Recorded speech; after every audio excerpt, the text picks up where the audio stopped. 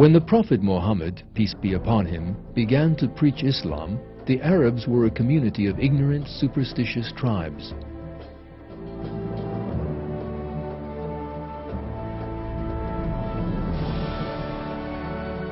However, thanks to the light of the Quran, they were rescued from superstition and began to follow the path of reason. As a result of this, one of the most astonishing developments in world history took place, and in a few decades, Islam, which emerged from the small town of Medina, spread from Africa to Central Asia. The Arabs, who previously could not even rule a single city in harmony, came to be rulers of a world empire.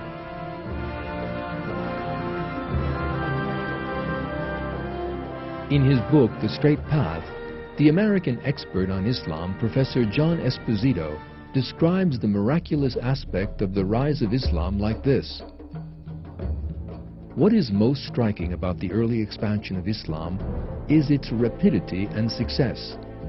Western scholars have marveled at it.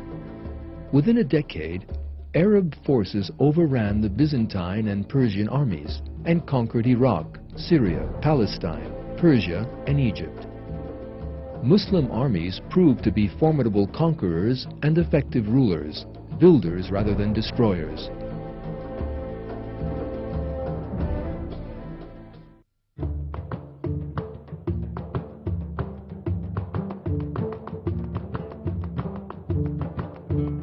When different peoples, including the Turks, accepted Islam of their own free will, the Islamic Empire grew even more, and it became the greatest power in the world during that period.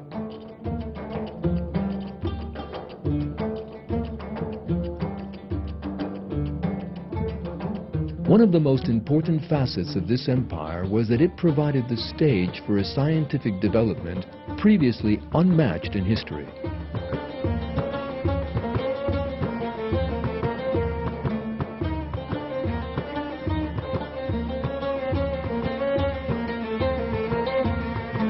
At a time when Europe was living through the Dark Ages, the Islamic world created the greatest legacy of scientific knowledge seen in history to that date. The sciences of medicine, mathematics, geometry, astronomy, and even sociology were developed systematically for the first time.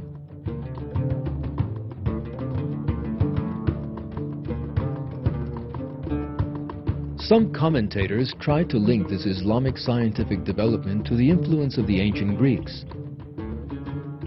But the real source of Islamic science was the experimentation and observations of Muslim scientists. In his book, The Middle East, Professor Bernard Lewis, an expert in Middle Eastern history, explains it like this.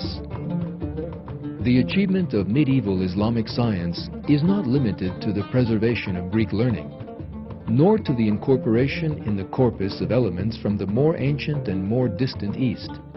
This heritage which medieval Islamic scientists handed on to the modern world was immensely enriched by their own efforts and contributions.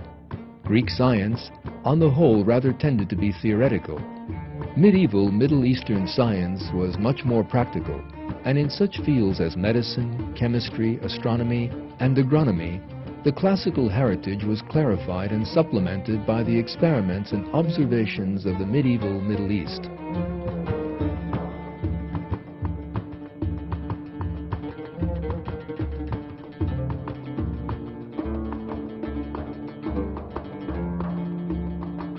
The secret was the scientific and mental discipline taught by the Quran to Muslim scientists. The lines written by a Muslim scientist of that period in his private diary strikingly demonstrate how much alive the Quran-based concept of science was. Then, for a year and a half, I devoted myself to study. I resumed the study of logic and all parts of philosophy. During this time, I never slept the whole night through and did nothing but study all day long. Whenever I was puzzled by a problem, I would go to the mosque, pray, and beg the Creator of all to reveal me that which was hidden from me and make it easy for me that which was difficult. Then at night, I would return home, put a lamp in front of me, and set to work reading and writing. I went on like this until I was firmly grounded in all sciences and mastered them as far as humanly possible. Andalusia, where most Muslim scientists were born and raised, became a major center of innovation and development, especially in medicine. Muslim physicians were trained in such varied fields as pharmacology, surgery, ophthalmology, gynecology, physiology, bacteriology, and hygiene, and they made important discoveries which laid the foundations of modern science. Here are some of them.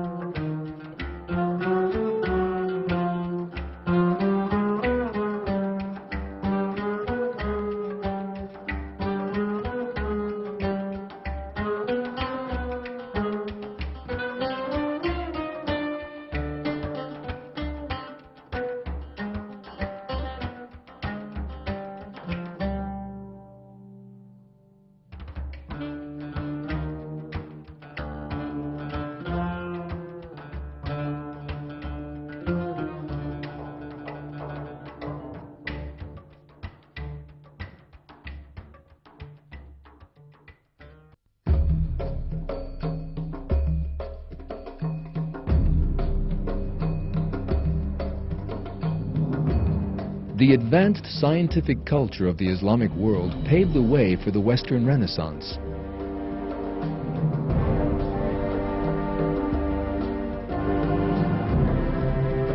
Muslim scientists acted in the knowledge that their investigation of God's creation was a path through which they could get to know Him.